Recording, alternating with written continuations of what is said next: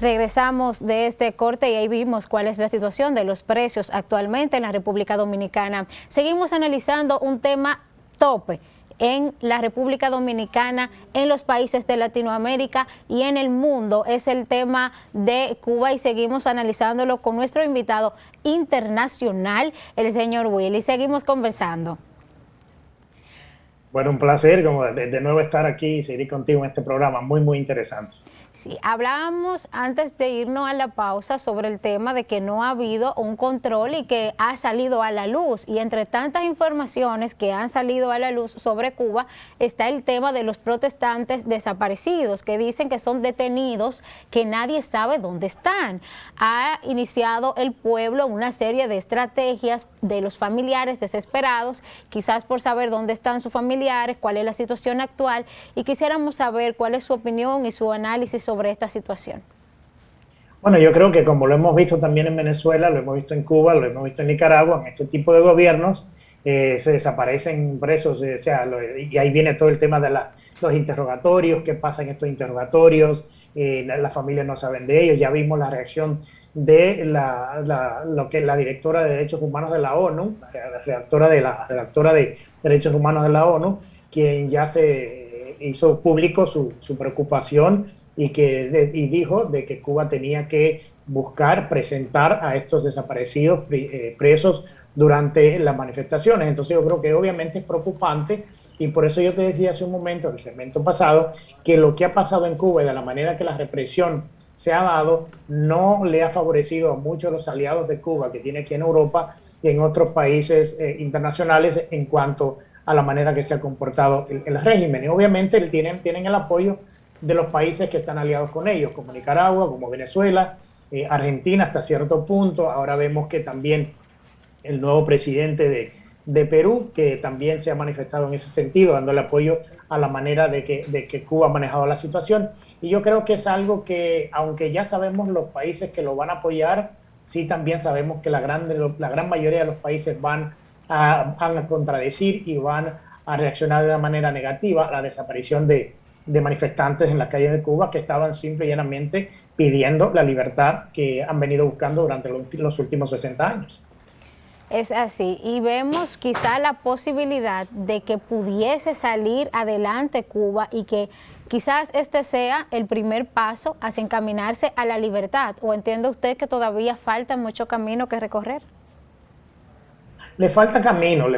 Acordémonos que Cuba es un país que tiene un solo partido político y hay mucha gente dentro de ese partido político que manejan el país que no van a estar muy de acuerdo en que existan cambios que lo vayan a poner a ellos en una situación muy complicada política y judicialmente. Acordémonos de que las grandes industrias de Cuba, además de las inversiones de España, están manejadas por la cúpula del Partido Comunista. Entonces no es tan fácil de que vengan los cambios políticos en Cuba directamente así hablando, porque lo que te decía hace un momento, los cambios que se vayan a dar dentro de Cuba van a venir por la presión interna que la gente haga en la calle, que se mantenga en la calle, que ponga al gobierno a repensar su posición o que lo lleve por lo menos a una mesa de negociación en la cual se puedan dar ciertas garantías para que baje la presión interna del país. O sea, liberar los presos políticos, que tengan más acceso los cubanos a cosas que no han tenido acceso en muchísimos años, porque acordémonos que la cúpula y los líderes del Partido Comunista y en Cuba viven muy bien.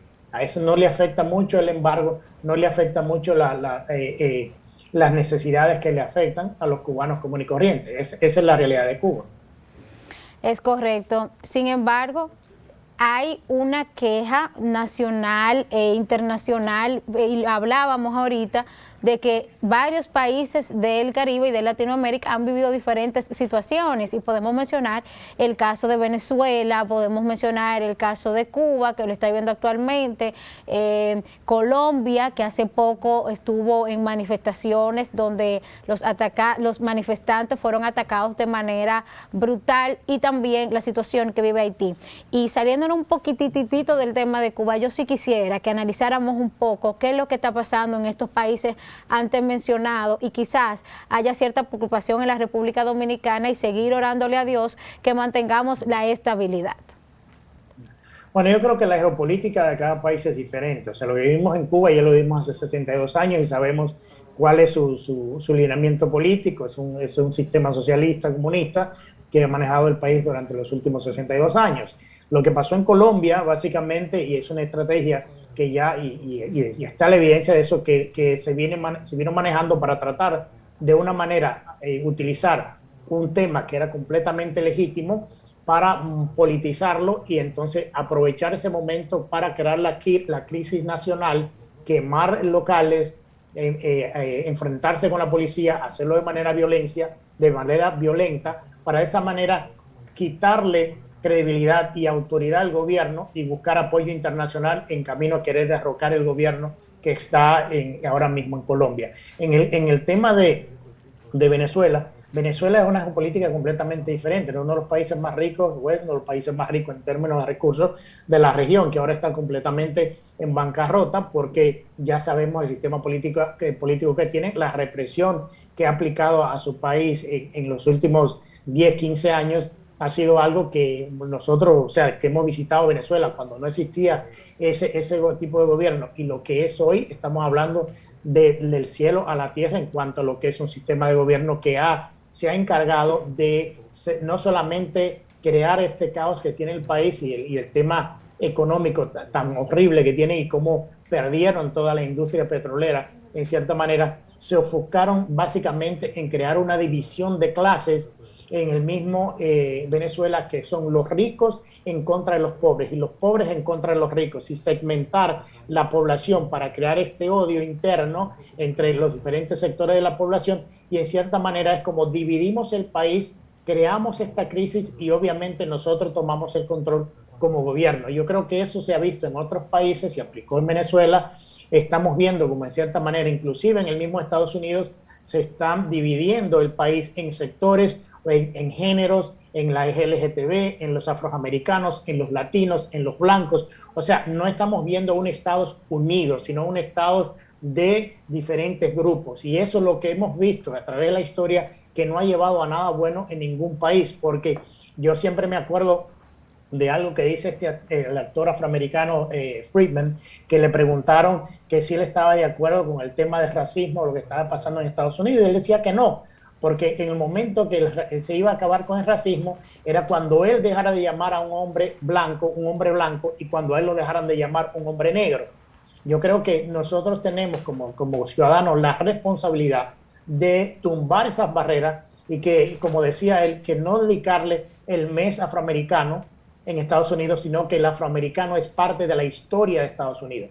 No es que sea un mes o que la historia del afroamericano en Estados Unidos se vaya a reducir a un mes que se celebre durante el año.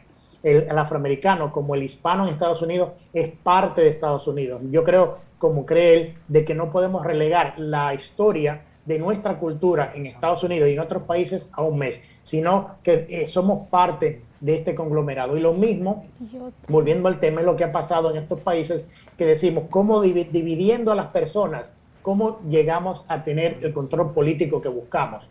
Y en vez de decir cómo nos unimos, cómo entendemos, cómo respetamos a los demás, nos vamos a enfrentarlos.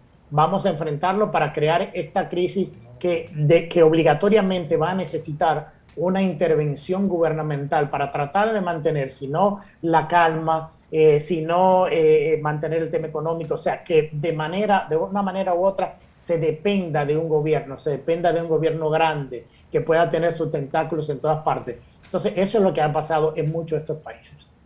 Excelente, Willy. Yo quiero invitar a que vayamos a ver una encuesta sobre qué piensa la gente sobre este tema, y volvemos con usted a los estudios.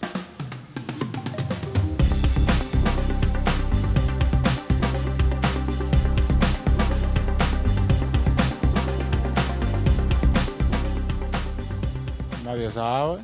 Eso depende, si están protestando tienen sus razones.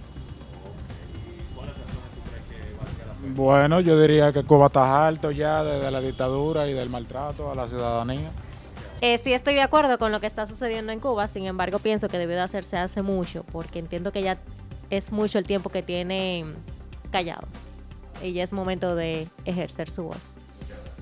Sí, yo creo que sí, porque ya está bueno de que un país tenga tanto tiempo está oprimido, porque no, ¿cómo te digo? Tener una persona que mande por ti y que tú no puedas hacer algo por ti mismo es fuerte, ¿verdad? Bueno, señores, ya vieron ustedes cuál es el pensar de la gente sobre este tema tan conflictivo, unos más objetivos que otros, otros que todavía no entienden realmente qué es lo que está pasando, pero para ello estamos aquí con Willy, nuestro invitado, quien nos ha aclarado y ha explicado cuáles son las acciones que están llevando a cabo, cuál es la situación que está viviendo Cuba, hasta analizamos cuáles son las situaciones que están viviendo los países del Caribe y también Estados Unidos. Willy, la gente, usted ha visto, ha dicho qué es lo que está pasando, otros no saben muy bien, pero yo creo que hemos sido muy explícitos y usted ha desarrollado este tema de una manera muy interesante. Y por último, la influencia de las redes sociales con las protestas y el que todo el mundo sabe lo que está pasando. Su opinión. Yo creo que hay mucha desinformación en las redes sociales. Yo creo que el peligro de las redes sociales ahora en las democracias del mundo es que se utilizan mucho para desinformar. Y yo creo que la gente tiene que ser un poquito más, utilizar el pensamiento crítico en cuanto a muchos temas, porque se manipula mucha información y lo hemos visto no solamente en el tema de Cuba, lo hemos visto en el tema de Haití, lo hemos visto en el tema de Venezuela, lo hemos visto en el tema de Estados Unidos, en donde, por ponerte un ejemplo, el 80% de los tweets en Estados Unidos vienen de un 10% del espectro político y el otro 20% viene por el otro espectro y más y otros operadores de Twitter. Pero para que tú veas qué tan grande es la influencia que tienen las redes sociales cuando se quiere mover una narrativa, sea política o sea educativa, sea de salud. Entonces yo creo que es importante de que todos seamos autocríticos y tengamos ese pensamiento crítico de lo que leemos en las redes sociales, porque como te digo, se presta muchísimo a la desinformación. Es correcto, vimos una foto que fue prácticamente lo que detonó más comentarios. Twitter, que es una de las redes sociales de mayor información, más rápida y un poquito más creíble, y era un plano donde mostraba por completo lo que eran los manifestantes acumulados, y se decía que nunca en la historia de Cuba se había visto tanta gente junta a pelear por sus derechos.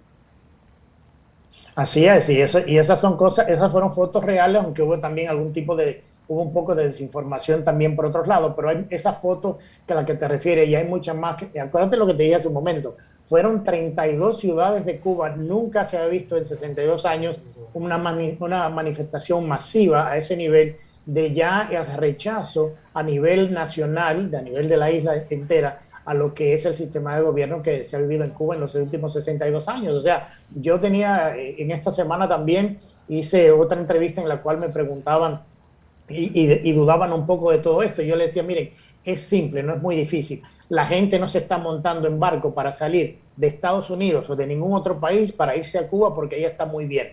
Es todo lo contrario, la gente está saliendo en lo que pueda y en lo que sea de Cuba para buscar una mejoría. Y ese es el tema, o sea, si fuese tan bueno lo que estuviera pasando, la gente se estuviera yendo para allá. Pero obviamente no es tan bueno y hemos visto la desesperación de la gente, cómo sigue saliendo de Cuba, y esta manifestación nacional masiva que hemos visto en estos días es el reflejo de que es un sistema de gobierno fallido y que ya está llegando a puntos en el cual la gente y sus mismos ciudadanos que en un momento apoyaron la revolución ya dejaron de apoyarlo porque la gente se sigue muriendo, la gente se sigue enfermando, las posibilidades son menores y la situación en Cuba es muy, muy difícil en estos momentos.